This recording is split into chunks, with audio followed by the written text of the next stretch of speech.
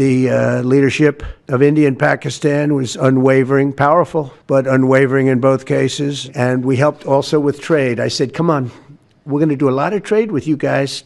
Let's stop it. If you stop it, we're doing trade. If you don't stop it, we're not going to do any trade. People have never really used trade the way I used it. That I can tell you.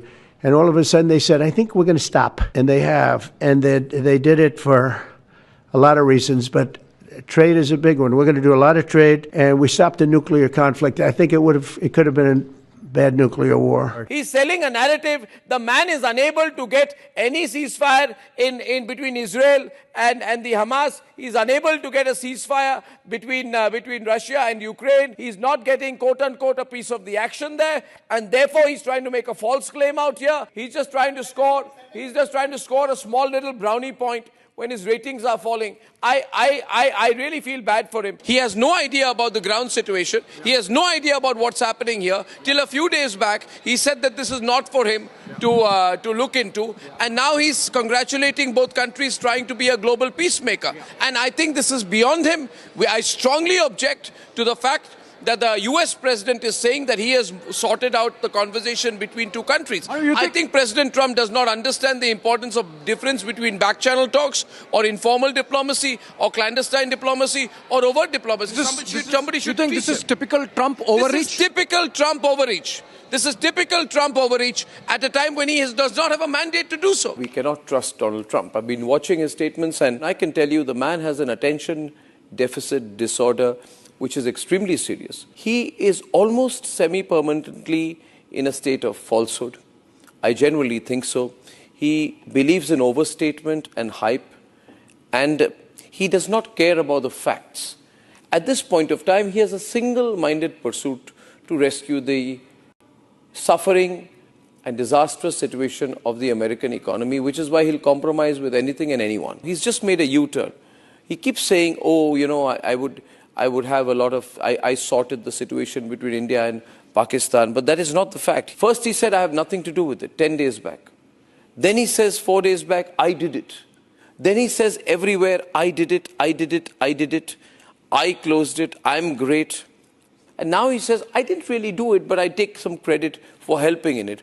There is no consistency between any of his statements. How can you be President of the United States of America and keep changing your position? Now he's taken a clear position against India.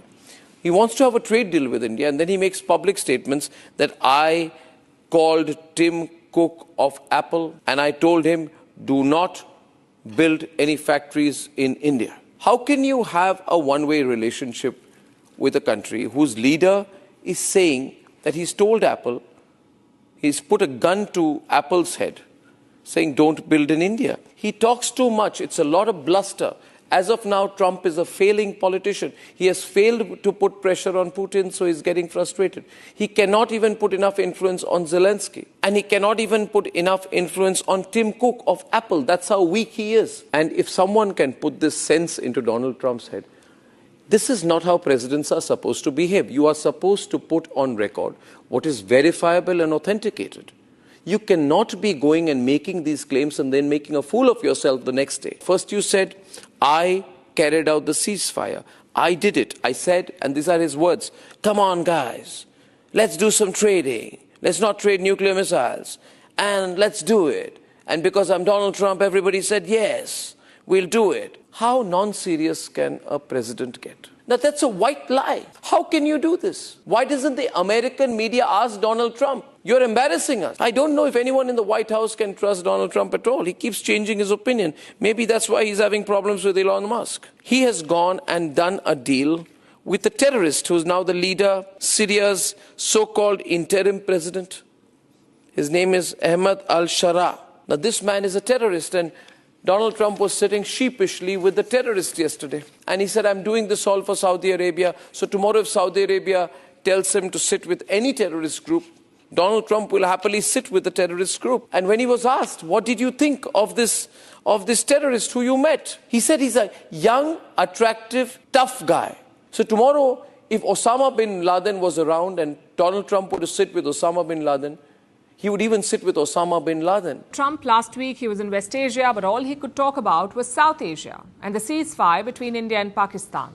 Trump announced it before either country did, and since then he's been claiming credit. He's talked about it almost every day, at every public engagement he's had, exaggerating the prospect of a nuclear war and insisting that he is the one who stopped it. The US has no direct role in what happened between India and Pakistan. At no point did they mediate a ceasefire. Donald Trump cannot ride roughshod over it. He may be desperate to claim credit for stopping a war, but India will not entertain this one. How will a man like Trump take it? And where needed, India is also pushing back. Last week, India moved the World Trade Organization, the WTO. India filed a complaint against the US at the WTO. It challenged Washington's use of tariffs on Indian goods, especially pharmaceuticals and automobiles. India called these tariffs arbitrary and discriminatory.